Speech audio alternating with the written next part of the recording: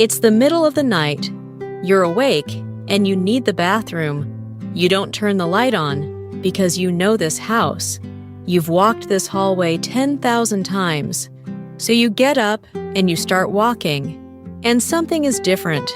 Your hand goes out. Not because you decided to reach for the wall. It just goes. Your steps get shorter. You put your foot down a little more carefully, like you're checking whether the floor is still where you left it. And when you reach the bathroom door, you're relieved and a little annoyed with yourself because this is your own hallway. In daylight, you'd have crossed it without a thought. Here's what I want you to notice. Nothing about your legs changed between 4 in the afternoon and 2 in the morning. Your knees are the same. Your muscles are the same. The only thing that changed was the light. So why should that matter this much? That's what this is about. Not dizziness. That's a different thing. Not the room spinning.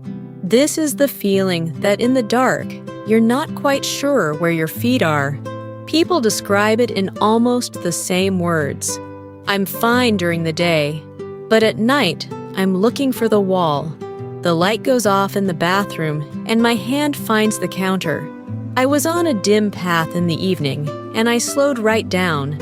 And I couldn't tell you exactly why. It isn't fear. You're not frightened of the dark. It's quieter than that. It's the feeling of walking without a piece of information you're used to having. And that piece of information has a name. Most of us explain this one of 3 ways. The first is, my eyes aren't what they were. That's fair. But glasses fix sharpness. And in a dark hallway, sharpness isn't the problem. There simply isn't much light to work with. Someone with perfect vision loses the same thing you do when the lights go out. The second is, well, I'm just getting on a bit. This one is worth stopping on because there's a study that pushes back on it, and I'll come to it in a minute. The third is the inner ear. The crystals, people say. That's real and it's treatable, but it has a signature. Short spinning episodes, usually under a minute, set off by turning over in bed or looking up. It doesn't give you a steady, low-level unsteadiness that follows you down a hallway. None of those 3 are wrong, exactly. They're each holding one corner of something bigger. Because balance was never one sense. Standing still looks like nothing. It's one of the busier things your body does, and it runs on 3 separate streams of information. The first is your eyes. They tell you where the walls are, where the floor is, whether you're drifting. The second is your inner ear. Deep inside your head, there are small, fluid-filled loops that register when you tip, turn, or speed up. The third is the one nobody thinks about. It's the sense coming up from your feet and ankles, pressure on the soles, the exact angle of the joint, the stretch in the muscles. Researchers call it proprioception. You can call it knowing where you are without looking. Your brain takes all 3, weighs them, and decides which to trust most. And it reweighs them constantly, second by second. When one stream gets unreliable, the brain quietly leans harder on the others. Now here's the part that changes the whole picture. Researchers at the Baltimore Longitudinal Study of Aging tested 366 healthy people from their 20s to over 100 on exactly these 3 systems. And the input that best predicted how much a person swayed wasn't vision. It wasn't the inner ear either. It was ankle proprioception, the sense coming from the feet, in 3 of the 4 conditions they measured. And there's a second finding in that same paper I'd underline twice. Once they accounted for how well those senses were working, age was no longer a significant predictor of sway at all. Not age. The signal, put those 2 together, and your hallway looks different.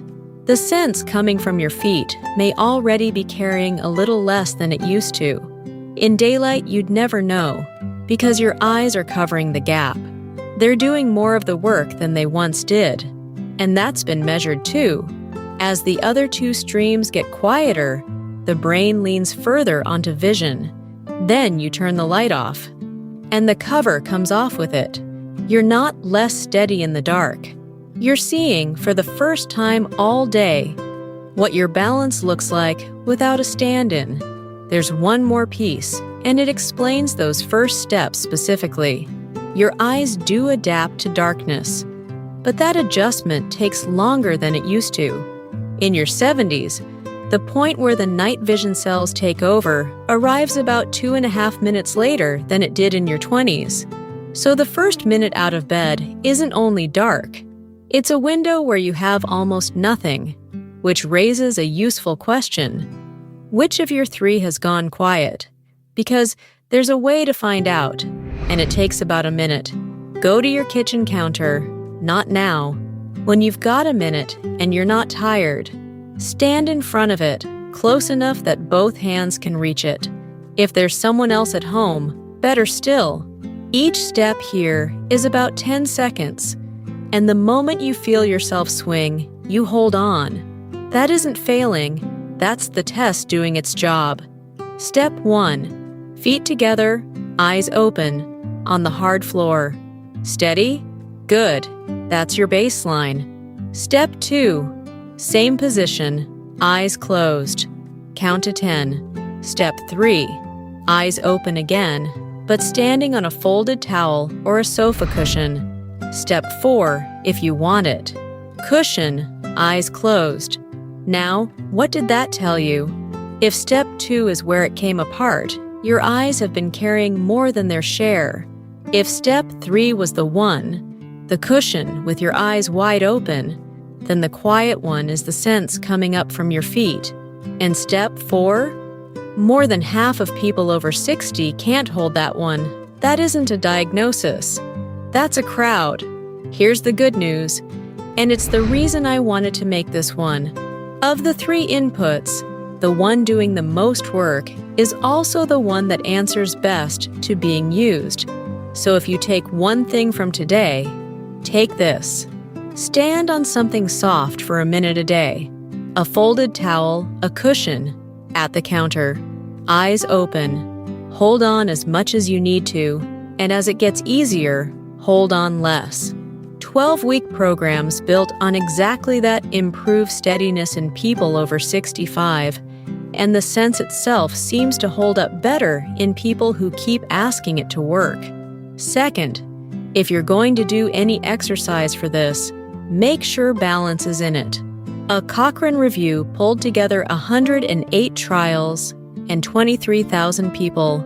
Programs built mainly on balance and functional exercise cut the rate of falls by about a quarter. Add strength work alongside it, and it's about a third. Third, and this one is for tonight, put a light on the root. A small, warm-colored nightlight between the bed and the bathroom. You're handing your eyes back the information the dark took away. Fourth, sit on the edge of the bed for a few seconds before you stand. You're giving your eyes their adjustment window and helping your blood pressure catch up at the same time. And fifth, book the eye test. In one trial, bringing cataract surgery forward cut the rate of falling by about a third, which tells you how much of this the eyes really are carrying. Now the honest part. Vitamin D. For years, this was the standard advice. The U.S. Preventive Services Task Force looked at the evidence again and concluded, with moderate certainty, that for people living at home, vitamin D has no net benefit for preventing falls. If your doctor has you on it for a diagnosed deficiency or for your bones, that's a different conversation, and you carry on. But as a balance strategy, it isn't one. Strength training on its own. Same review. On its own, it didn't prevent falls. It works when balance training is in the program with it. And walking on its own. Walking is genuinely good for you, but it's flat ground, 2 feet, eyes open. It never asks your balance the question. Balance improves where it's challenged. A short list now, and it's short on purpose. Straight away, not tomorrow.